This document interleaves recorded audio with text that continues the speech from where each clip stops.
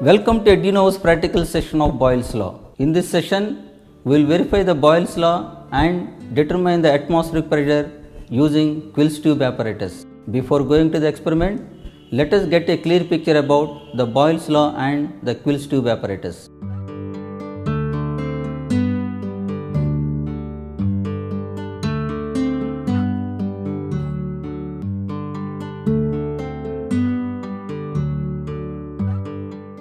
Here, we keep the temperature and amount of the gas constant. When you compress the gas, the volume decreases, which in turn rises the pressure. When you increase the volume, the pressure goes down. Therefore, pressure is inversely proportional to volume. This is nothing but the Boyle's law.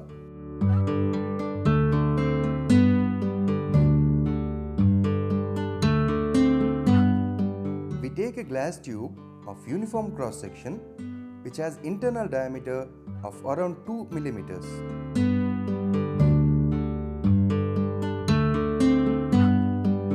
In which a mercury pellet is introduced. One end of the glass tube is sealed and the other end is left open.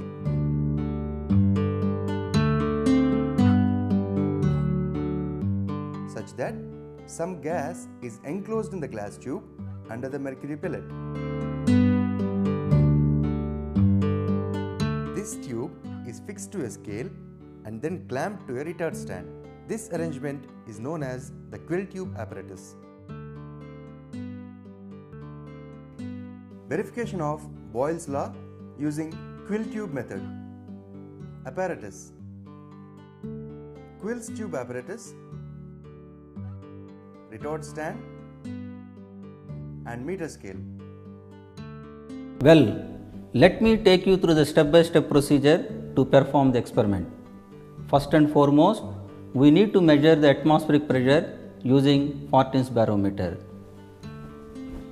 Here, you can clearly see that the atmospheric pressure is 76 cm of mercury column.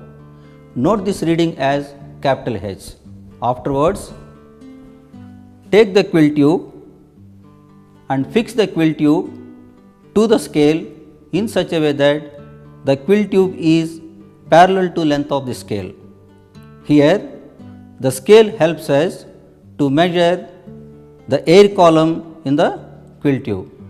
After that, fix this arrangement to the stand.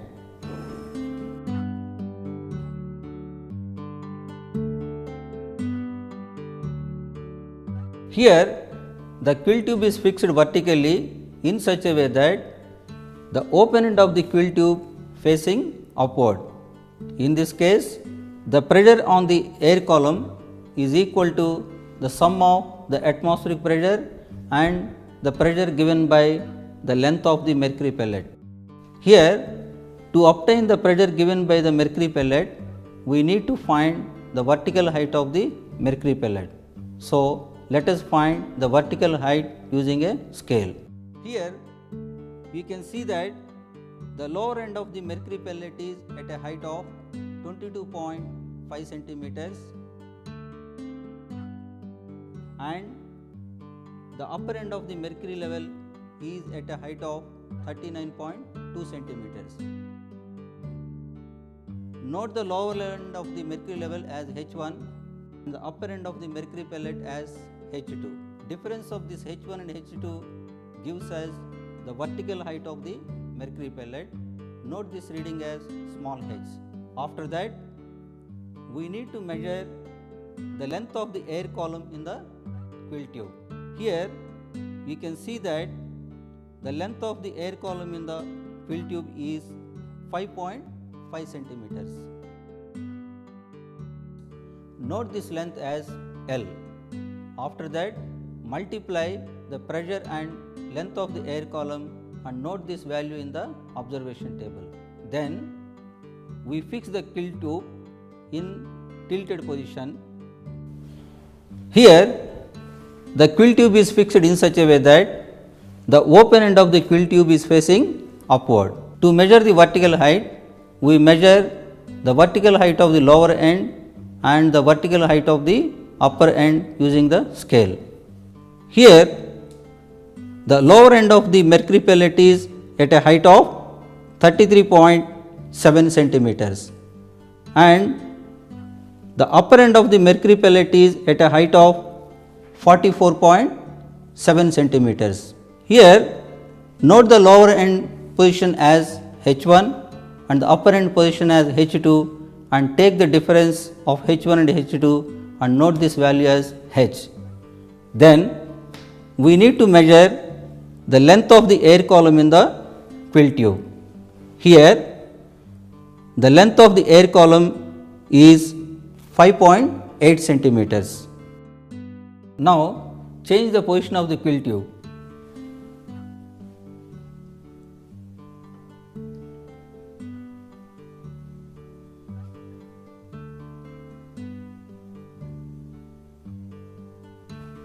Here the quill tube is arranged such that it is horizontal.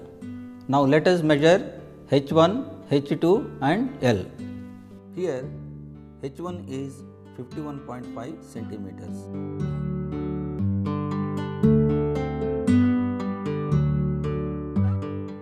H2 is 51.5 centimeters.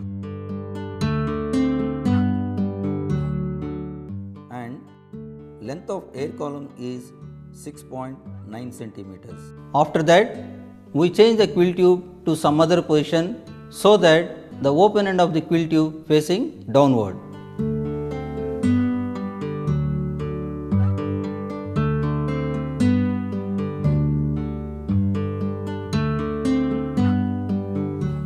Now let us measure H1, H2 and L. Here H1 is 53.5 centimeters. H2 is 43 centimeters. And length of air column is 8 centimeters. Again change the position of the quill tube.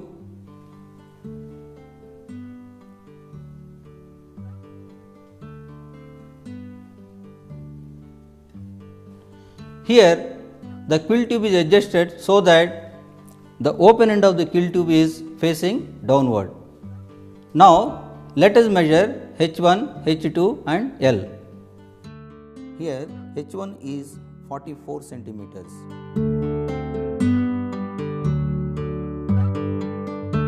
H2 is 60.5 centimeters. And length of air column is 8.8 centimeters. Note these values in the observation table. For vertical position of the quill tube, the length of the air column is 5.5 centimeters. Vertical height of lower end of mercury pellet H1 is 22.5 centimeters and upper end of the mercury pellet H2 is 39.2 centimeters. Difference in height H1 and H2 H is 16.7 centimeters. Pressure of the enclosed air P is equal to 76 plus 16.7, which is 92.7, and the value of P into L is equal to 92.7 into 5.5, which is 509.85 centimeters. Similarly, the values for different positions of the quill tube are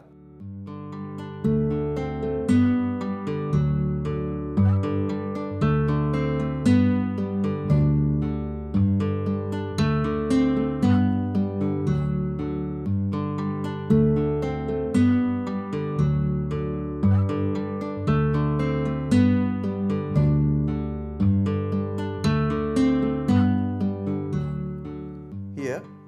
From our observation table, the product of pressure and length column is almost constant in each position of the quill tube.